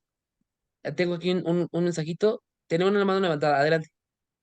Sí, yo, buenas noches. Era lo que le iba a comentar, que es por medio de las imágenes esas que son como manchas y Exacto. ya uno determina qué es lo que va viendo conforme se va cambiando la diapositiva. Perfecto. Muy bien, muy bien. También hay que recordar que esas interpretaciones dependen luego mucho del tipo ya, de los aspectos sociales y culturales y demás, pero puede aplicar. Miren, ahorita les estoy poniendo nada más imágenes en Facebook. Tengo el test un poquito más desarrollado, pero este es el test de pata negra. Aplica principalmente para niños este test. Muy bien, muy bien. Efectivamente, el test de la persona, la casa y el árbol también es una técnica proyectiva. La vamos a revisar aquí. Pero yo detecto que la persona tiene como problemas afectivos, tiende a ser agresiva, tiende a retrotraerse, pero es un menor de edad que nos va a costar trabajo hacerle alguna prueba escrita. Podemos aplicar el test de pata negra. Lo que se hace con el test de pata negra, el test de pata negra es un conjunto de láminas que nos van a contar la historia de pata negra. Pata negra se llama así porque literalmente la puerquita tiene una pata negra. Entonces, en el test de pata negra se le dice al niño, mira, vamos a contar la historia de pata negra y sus amiguitos. Y empezamos y le decimos, esta es pata negra y es muy divertido, le gusta estar con sus amigos y demás. Y empezamos y le decimos, mira, aquí hay unos puerquitos que están junto con pata negra. ¿Quiénes son cada uno de los puerquitos? Y ya el niño puede decir, ah, pues este es la mamá y este es el papá. Y ya este es sus amigos, ¿ok? Y ya dentro de la técnica proyectiva y del análisis podemos empezar a señalar relaciones. Los puerquitos grandes, ya en el análisis de resultados nos dice que los puerquitos grandes son las figuras paterna y materna. Aquí la puerquita tiene tetas, entonces esta sería la figura materna y ya vamos sacando como resultados dependiendo de cómo vaya evaluando cada una de las imágenes. También si dice, es que estos puerquitos son los papás y estos son los abuelos. Entonces ya podemos empezar a ver como ciertas relaciones de su familia de poder y cosas así. Luego se le dan las láminas al niño, son muchas láminas, exceptuando esta no se da. Se le dan muchas laminitas y se le pide al niño que analice y que cuente, bueno, primero que escoja las que más le gustan. Y luego que ya escogió las que más les gusta, que vaya contando una historia con las diferentes imágenes. Y ya con eso se van como sacando proyecciones.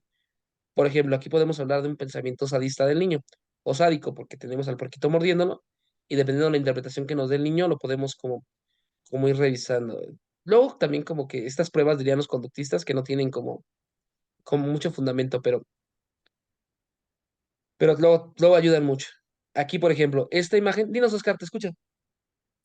Entonces, estas pruebas serían como para ir descubriendo un inconsciente. Efectivamente, estas pruebas sirven para ser consciente lo inconsciente a través de elementos que le Perfecto. van ayudando. Sí, literalmente. Por ¿Esta ejemplo, prueba es nueva? No, yo no la conocía. no es nueva, ya tiene sus añitos, nada más que luego no es muy usada, pero no es nueva. Ok, gracias. Por ejemplo, esta imagen, ya con esto ya me voy a regresar a la clase. ¿Por qué? Porque esto lo vamos a ver en la próxima semana. Esta lo vamos a revisar cuando vemos las pruebas. Por ejemplo, aquí, si el niño escoge esta imagen como una de las que le gustan y ya nos dice, no, es que está con su mamá y demás, podemos considerar que el niño no se siente como parte o bien con su madre o con su figura materna y está buscando como una figura alternativa, o inclusive podría delatar hasta un caso de adopción. Entonces, hay como ciertos elementos que hay que ir trabajando. Y aquí vienen todas las imágenes de pata negra. Y les decía que esta última imagen que tenemos aquí, la de ladita, esta no se da, esta no se le da a escoger al niño, esta se pone hasta el final porque ya hasta el final se le dice al niño, ahora imagínate que le aparece una hada pata negra y le va a cumplir un deseo. ¿Qué deseo crees que le cumpla a pata negra? Y el niño dice, ah, pues tal cosita. Y también se analiza. Pero hay todo un proceso para esta prueba y es para hacer una prueba proyectiva. ¿Cómo se determina? Si detectamos que el niño tiene problemas, o tiene complicaciones afectivas, o tiene problemas de conducta, o tiene problemas de relacionarse, y también detectamos que es muy pequeño o que le cuesta trabajo comunicarse de forma escrita o demás, podemos utilizar este tipo de pruebas y ya nos pueden ayudar bastante. También hay otra, esa no, está padre, pero ya no es tan fiable. Esa ya es de la teoría de este Jung, que se llama la caja de arena. ¿Alguien ha revisado la caja de arena? No. Ah, ok. Esa no me hagan caso, eso es de Jung. Se da una caja de arena y se le dan muchos muñequitos al niño que representa, o al adulto, que representan los diferentes arquetipos de Jung, y se le dice juega, y ya vaya aplicando. Normalmente se puede aplicar esta prueba a partir de los 3 años en adelante. Lo usual es que se aplique de los 3 a los 8 años, 10 años, pero se puede aplicar hasta en adultos, pero lo ideal es de 3 años en adelante. ¿Cuál es la condición para que pueda utilizar la prueba del niño? Que ya tenga manejo del lenguaje. Si ya nos puede explicar, ya sea con señas o ya sea de forma verbal, lo que está pasando en las imágenes, ya puede. Adelante, Eva. Entonces, se podría decir que son pruebas proyectivas porque es como coloquialmente se dice, te proyectas en ellas o proyectas cosas que no tienes muy conscientes, ¿no? Como decía antes. Efectivamente, por eso son O proyectivas. no es por ahí la cosa. No, sí, literalmente es por eso. Son proyectivas porque utilizamos elementos externos para que el paciente proyecte en ellas su inconsciente, su psique y demás. Sí, ¿es más complicado evaluar a niños? Sí, literal. ¿Por qué? Porque de entrada los niños no tienen tanto lenguaje como ustedes, ¿ok? Entonces tienen un poquito de complicaciones para ahí. Luego puede ser que un niño no esté, vamos, cuando canalizan a un niño con ustedes, normalmente no es que el niño diga, ah, yo quiero, o el adolescente, que es el mismo caso, no es que el niño o el adolescente diga, ah, yo quiero ir a hacerme una evaluación psicológica, sino que son llevados. Entonces también tenemos como esa desventaja, que no es que estén ahí por gusto, sino que son llevados por alguien más. El uso del lenguaje que les mencionaba también es un poquito más difícil porque dependiendo el nivel de desarrollo, diría Piaget, tendríamos diferentes resultados y demás, pero sí es más complicado en los niños y demás. Y aparte, hay que, en una de sus participaciones del foro lo señalan, hay que tener mucha escucha activa para escuchar los elementos que te dice el niño, también lo que no te dice. Es más complejo, pero también es bien necesario. Ok, tratamiento y evaluación y seguimiento. Aquí hay que ser muy objetivos y yo entiendo que luego nos puede ganar el sentimiento de más, pero hay que ser lo más claros posible. Hay que ser realistas y contextualizar al paciente. Al paciente y también al familiar o a la persona que lo haya llevado. Y si fue solo, al paciente. Es decir, no le vamos a decir, no, ¿qué crees? Todo salió bien, todo perfecto. Hay que ser realistas, hay que decirle, ¿sabes qué? Te encuentras en espectro autista tipo 3 y, pero tu hijo te encuentra en espectro autista tipo 3, puede cambiar, puede modificar, pero actualmente se encuentra aquí. O debido a las pruebas que hemos desarrollado en el paciente, hemos detectado que tiene un retraso en el desarrollo cognitivo de 2 años, o de la lengua, pero ser claros, ¿ok? No por querer caer bien o quererte congratular con los padres o con el paciente, suavizar las cosas. Hay que ser claros y objetivos. Imagínense ustedes que van al médico, resulta que tienen cáncer, tocó madera para que nadie tenga cáncer, aunque eso es una pseudociencia, una creencia. Bueno, imagínense que ustedes van y les dicen eso, pero para no decirle, dicen, no, no, todo bien, usted tranquilo, nada más tome esto y ya. Pues te va a hacer peor. Entonces hay que ser realistas y contextualizar las pruebas y objetivos. No, tampoco ser groseros. Hay que ser lo más neutros posibles. Y también señalar, si es el caso, posibilidad de canalización. Ejemplo, hay ciertos trastornos que después de pasar con un psicólogo tienen que ir con un psiquiatra para hacerles alguna radiografía, o con neurólogos para hacerle alguna radiografía o darle otro tipo de seguimiento para medicamento. Entonces también hay que ver las posibilidades de canalización. O al contrario, señalar, no encontramos nada, vamos con el médico para ver qué es lo que está pasando. Y bueno, la próxima sesión que la vamos a tener, yo creo que el día lunes o martes de la próxima semana, o, o el viernes, pero no creo que sea el viernes, yo creo que va a ser la próxima semana, vamos a empezar a trabajar la evaluación psicológica infantil, ya en concreto, y lo que vamos a revisar es que no solamente hay un tipo de evaluación psicológica infantil, hay más. Bueno, primero es una rama en auge, antes no se consideraba a los niños como personas especiales, nada más eran adultos en miniatura, entonces no se les da un tratamiento especial. Y dentro de la evaluación psicológica infantil, depende mucho si es una evaluación exploratoria, focalizada, diagnóstico, enfocada a la rehabilitación, la valoración del progreso o la solución de algún problema. Pero esto ya lo vamos a trabajar la la próxima sesión. Aquí me detengo tantito. Hasta aquí, chicos. ¿Tienen alguna duda o pregunta?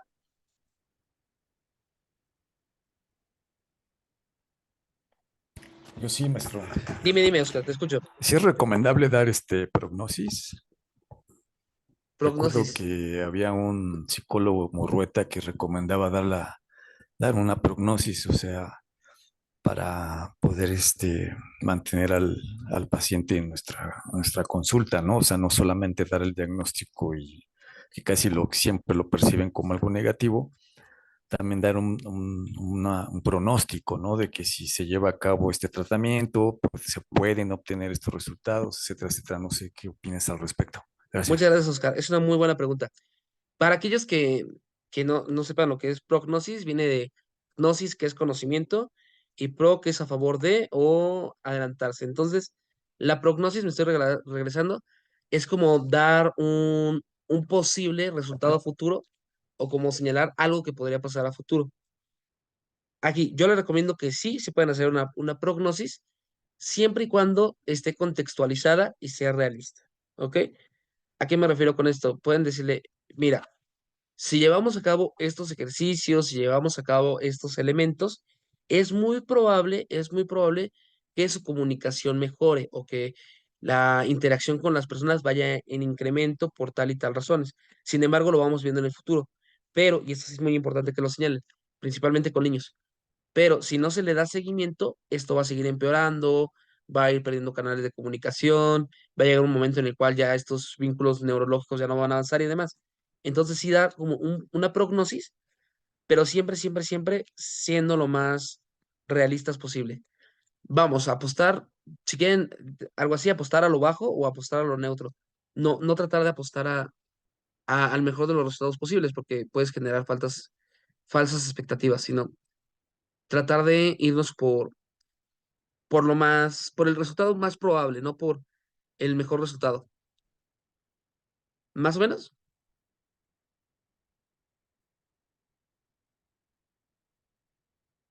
Sí, profesor, muchas gracias. Gracias a ti, Oscar. Denme un segundito, no me tardo nada. Aquí sigo. Nada más que me cerró algo aquí en la aplicación y no lo puedo abrir, permítanme. Ah, bueno, ya. Seguimos. Entonces, las formas de evaluación las vamos a revisar la próxima. Y aquí es muy importante, las vamos a ir revisando, pero aquí es muy importante que valoricemos cuál es la razón o cuál es el motivo por el cual se va a tratar al paciente y también muchos de sus recursos que ustedes van a poder tener. Denme un segundito, ¿eh? Ya voy.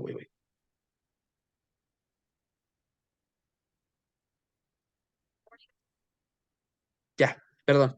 Y también muchos de los elementos que ustedes van a tener. Una evaluación exploratoria nos va a permitir como ver un campo amplio de qué es lo que podría pasar, lo que podría ocurrir, pero puede llevar mucho tiempo. Mientras que una evaluación focalizada ya es, voy a revisar si tienen tal problema o tal elemento, tal paciente. Si son ustedes profesores, les digo profesores, son psicólogos educativos, estaría padre hacer una evaluación exploratoria o una exploración diagnóstica, pero quizás no les vaya a dar el tiempo. Entonces, si el director les dice, ¿sabes qué? Haz una evaluación focalizada sobre problemas del lenguaje, te va sobre eso. porque si no, no te va a dar la vida. Pero bueno, esto lo vamos a revisar la próxima sesión. Lo que ahorita vamos a hacer les voy a mostrar dos cositas que son importantes que las tengan. Primero déjenme ver si recuerdo, porque yo recuerdo que había una forma en Zoom que se compartía el audio. A ver, creo que es aquí. Speaker System. Ah, aquí está. Les voy a compartir un audio de forma muy breve para que lo revisen y lo puedan utilizar a su favor. Ahí va.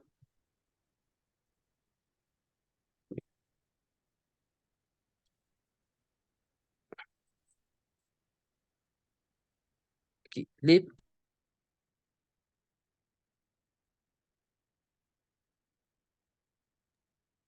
No, no funcionó. A ver, mejor lo voy a poner ya directo y y espero que se escuche. Si no se escucha, me dicen, por favor. Aquí ya están de chismosines en mi WhatsApp, perdón. Ah, ¿dónde está? ¿Dónde está? ¿Dónde está? ¿Dónde está? ¿Dónde está? ¿Dónde está? Ya me pasé otra vez. ¿Dónde está? La SEM, diplomado Marco, Luisa, Lee, Plantilla. Ay, lo voy a buscar directo. Es evaluación clínica. Aquí está. No, no. Ahí va. Espero que lo puedan escuchar. Bueno.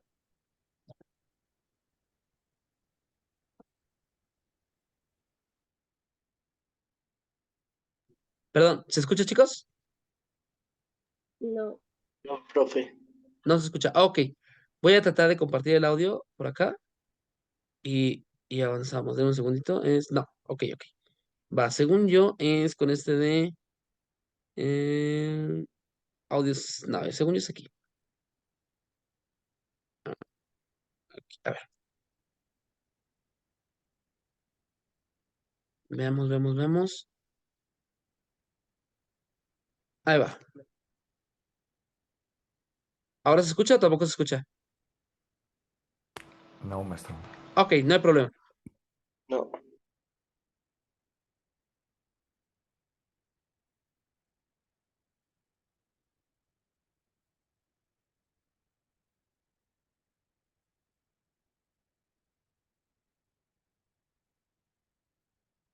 Yo hablando con el micrófono apagado, perdón. El audio que les iba a poner es literalmente la unidad 1 en podcast, ¿ok? O sea, todo lo que están en las diapositivas está en un podcast para que lo puedan escuchar en el camión, en el camino y demás, o corriendo, porque luego sé que les cuesta trabajo. Vamos a hacer eso mismo con cada una de las unidades. Voy a tratar de hacerlo en los primeros días de las unidades, pero cuesta un poco de trabajo, pero les voy a compartir todas las unidades en formato podcast. ¿Por qué? Porque luego, bueno, ustedes se ven jóvenes, pero hay personas que tienen muchos problemas visuales y estar todo el día en la computadora es cansado. O luego lo comprendo, ¿no? Tienen hijos, yo tengo hijas, y estar todo el día en la pantalla cuesta trabajo. Entonces, como un apoyo, y para apoyar los elementos multimodales, les voy a realizar los podcasts y los van a tener disponibles cuando ustedes quieran. Esa es la primera cosita que les iba a mostrar.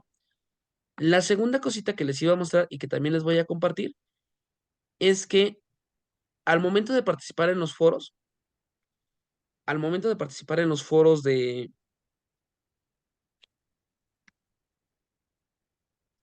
al momento de participar en los foros de la escuela, luego nos cuesta un poquito de trabajo porque decimos, híjole, ¿cómo voy a participar? ¿O cómo voy a saber qué decir y demás? Entonces, para poderlos apoyar en ese caso, de los foros y demás, allá está cargando, está cargando, ahí viene. De nada, de nada. Es para ustedes. Bueno, no les había comentado. Dentro de la universidad, yo soy profesor de tiempo completo, entonces, aparte de ser maestro, me dedico a investigación educativa y demás.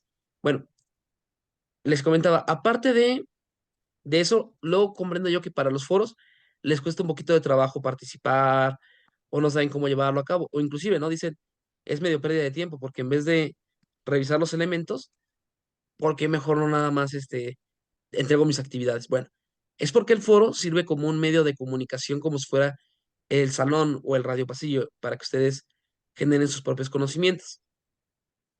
Pero como sé que les cuesta trabajo, hay un modelo que se llama el modelo Gunnar-Warderna, que está por aquí puesto. Dos preguntas. Aparte de las grabaciones de las sesiones síncronas, ¿nos elaborará sí, literal. Van a tener sus unidades síncronas y aparte los podcasts, sin problema. Van a tener los dos. De hecho, de la unidad 1 ya está. Ahorita se los voy a mandar junto con la grabación. Ah, bueno, les comentaba. Aquí les mandé una aplicación porque luego nos cuesta trabajo participar en foros. Hay un modelo que se llama el modelo Gunnar-Warderna que nos ayuda como participar en foros y demás. Entonces les hice una aplicación. La aplicación, si ustedes entran, les explica en qué consiste el modelo, que es una pequeña explicación del modelo. El modelo Gunnar-Warderna con ya las diferentes elementos de participación, desde la más sencillita, que sería mostrar coincidencias, y les da un ejemplo de cómo hacer este nivel, hasta ya la más complicada de todas, que es la de metacognición, que aquí vienen los elementos.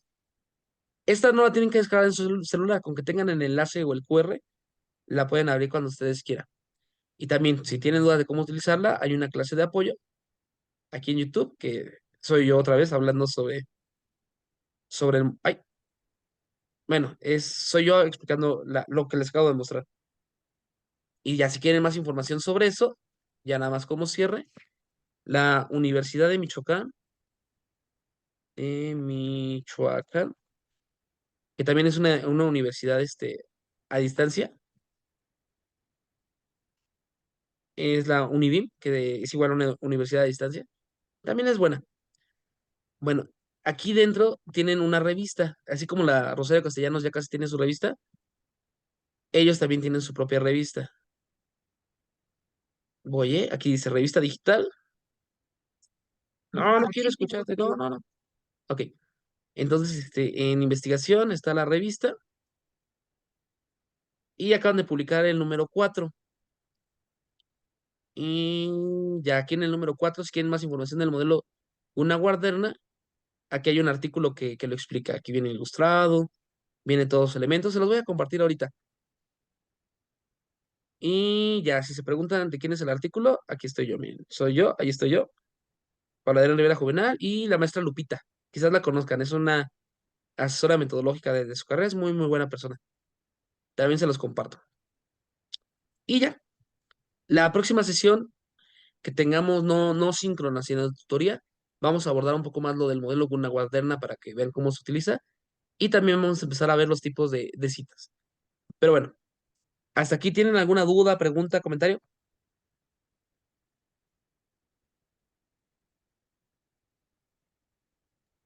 No, maestro, todo bien. Perfecto, entonces ya vamos a cerrar nuestra sesión. Te escucho, te escucho.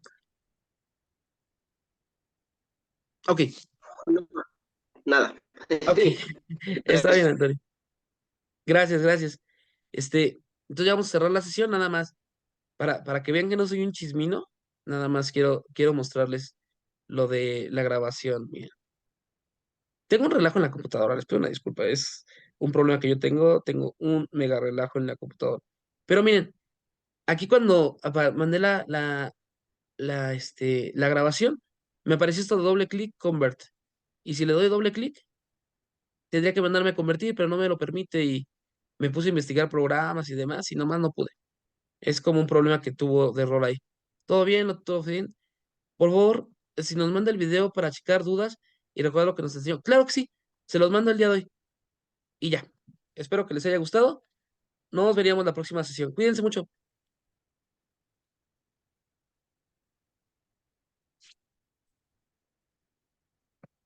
Bye, bye.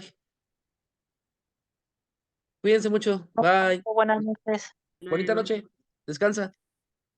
Gracias, maestro. Buenas noches. Gracias a ustedes. Bonita noche. Buenas noches, maestro. Bonita noche. Hasta luego. Bye, bye.